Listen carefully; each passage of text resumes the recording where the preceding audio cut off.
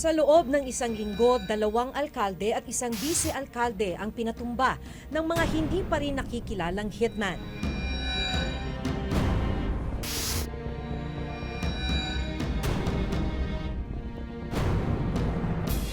Iba't iba man ang motibo sa pagpatay. Ang malinaw ay may mga gun for hire gamit ang iba't ibang modus na sa kasalukuyan ay at large o hindi pa rin nahuhuli.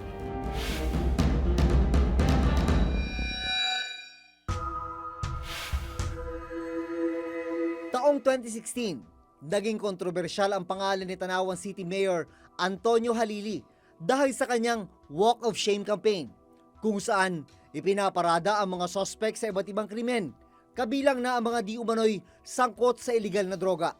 Kung drug pusher ka, ikaw yung dapat na taong i-avoid. Pag nakita mong ang apo mo o anak mo, yun ang kabarkada, di mapapangaralan mo para maiwasan. Ano? Matapos ang 2 taon, muli na namang naging laman ng balita si Mayor Halili. Sa mga kuha ng cellphone at CCTV video noong July 2, 2018, makikita si Tanawan City Mayor Antonio Halili sa flag ceremony na ginagawa tuwing Lunes sa City Hall. Maya-maya pa, habang inaawit ang lupang hinirang.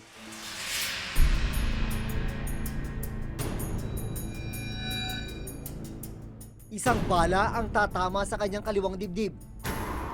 Napatakbo pa si Mayor Halili. Pero kalaunan, makikita ang pagbagsak ng alkalde. Isinugod pa sa ospital si Mayor Halili, pero idineklara siyang dead on arrival.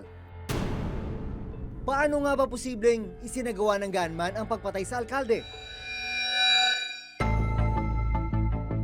Sa lugar na ito, sa loob ng compound ng Tanawan City Hall, bumagsak si Mayor Antonio Halili makarang barilin pasado alas 8 ng umaga. At ang shooter, nakapwesto sa damuhan na yon. Mula sa kinatayuan ni Mayor Halili, didiretso kami sa pinwestuhan naman ng gunman. 76.4 meters ang eksaktong distansya ng killer mula sa kinatatayuan ni Mayor Halili.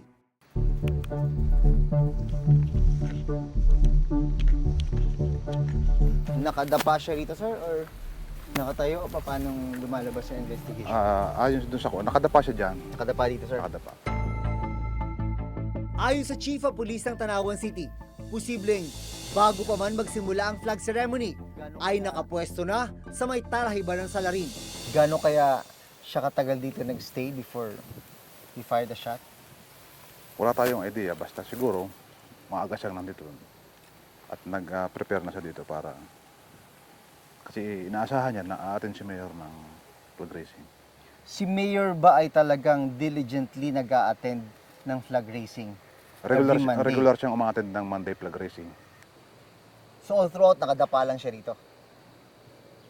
He waited for the right moment. Ika nga. Ilang segundo lang ang lumipas matapos barilin ng alkalde. Ayon sa mga otoridad, agad ding tumakas ang suspect papasok sa isang sementeryo. Pagkatapos niyang pumutok at na-establish ng mga otoridad na dito siya tumakas, hindi na kailangang dumapa dahil mataas yung talahib ng mga panahon na yon, nung araw na yon. Naglakad lang daw patungo rito. Diyan, sa trail na yan, patungo sa sementeryo kung saan nag-iintay yung getaway vehicle. At lumalabas din sa investigasyon ng PNP na itong area na ito na ginamit niyang sa kanyang pagtakas, yun din ang ginamit nung pumunta rito yung suspect at pumwesto sa lugar na yan. Sa drone footage na ito, makikita na ilang metro lang ang layo ng pinwestuhan ng gunman sa sementeryo. Sa CCTV footage namang ito, makikita ang sinasabing getaway vehicle na silver na SUV ng mga suspect na papasok sa sementeryo sa parehong araw na pinatay si Mayor Halili. On or before the vicinity of flag raising time ng munisipyo ay laging pumapasok ayon doon sa gwardiya ng memorial. At 8:04, immediately after the mayor was shot, ito na yung palabas na sila sa Starton Way. Sa investigasyon ng mga pulis, isang basyo ng baril ang na-recover malapit sa sinasabing pwesto ng gunman. Ang basyo na yun ay? 5.56 Yung ginagamit sa M16, sir. ginagamit sa M16.